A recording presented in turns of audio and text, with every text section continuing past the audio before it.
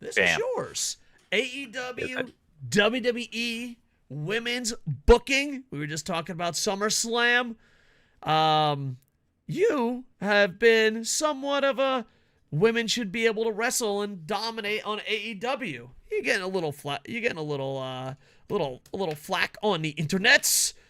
My thing is, all that matters is talent, but also don't use someone as a prop and then don't use them.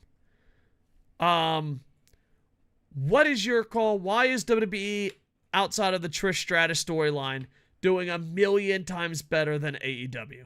I'll let you go first, and then I'm going to put over my girl Rhonda.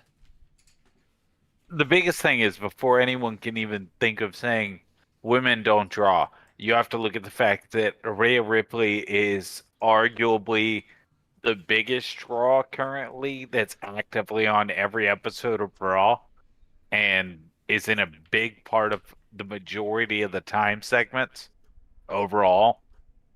And then you have major women's stories on the other ones, as well as what we'll be talking about on its own, the Ronda and Shayna story, which just with that interview is just A plus.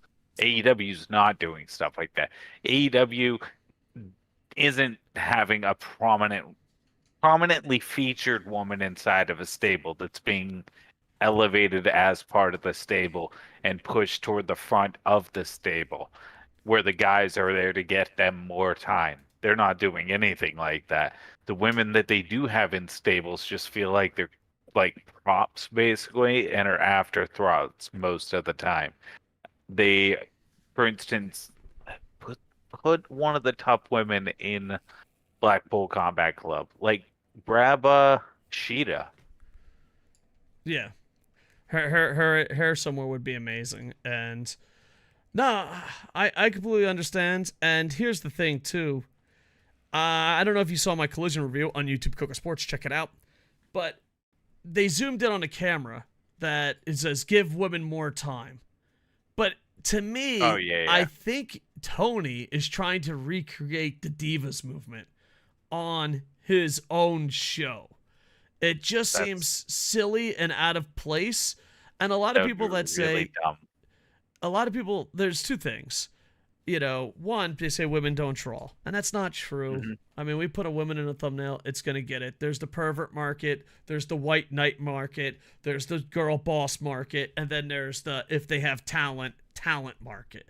So that's four markets you can tap into, and that men can't all get into those four talents for different segments of an audience. And WWE is shining with it.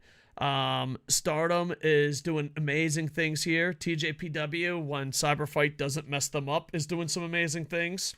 And the Ronda storyline promo is probably one of the best promo segments I've seen in a while, men or women. And outside of women greatest thing ever market, or the market of women worst thing ever, because there's two extremists, let's take away the extremist. The average person only cares if the match is good. The average person only cares if the story is good. And I think AEW has to improve on that, and WWE is shining. I think Impact has to improve because, 90% of the women are just spooky. It's like, oh, spooky! And, it's just two women to out-spookify each other. Like, who can be spookier? I'm scary. So it can be done if you get rid of the two extreme markets, aka the loudest markets. And on another thing is, a lot of people say AEW doesn't have talented women, and that's bullshit. That's just total bullshit. Yeah. Not even going into the Japanese women that they have access to, which are arguably the top end wrestlers in the world. They have a wealth of talent on their own roster. And they just people that they have mostly working backstage that they barely use up front, like Serena Deeb are crazy good. Yeah.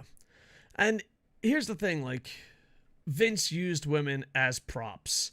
Stephanie has used women and children as props. Tony, you're just using women as props. You're not giving them a legit opportunity at all. They are props. You are, I could see Tony doing the math. How many matches do I need to have just to say that I checked the box? Give them a legit opportunity. Give them a legit time to shine. And I think you'd be surprised. I mean, Tony Storm in Australia, Europe, Japan did amazing things. So your women's champion right now is one of the best women's wrestlers in the world if you're not a tribalist. But you don't show that. Instead, you have him in a green NWO. It's garbage. You should be ashamed of yourself. And I don't know, maybe I'm a jerk, but would you rather hide behind, oh, look, we have women. And is that better than actually not using them? Because if you don't use them, they can go to Stardom, they can go to NJPW, they can go to WWE. So being stuck by just being a number probably hurts a lot of these women's careers. And Tony, Cody, the EVPs, all of them are like, oh, women are going to be just as important. Because here's the thing. And maybe I'm wrong. Dumping all the women is better than false promising them. Why drag them along? Tony Storm could definitely find work internationally. A lot of them can be stars. Why drag them along? Am I wrong? Or what's your take on it? Tony Storm would be back in WWE or international. Tony Storm would 100% be wherever she wanted to go, is where she would be. Yeah. I have no doubt about that. And there are a few of our other women that are on the same level. They will go anywhere they want to go, they will go. But I think people, because they see Britt Baker as probably the most prominently featured woman in AEW time-wise, I think they assume all the women are on Britt Baker's level.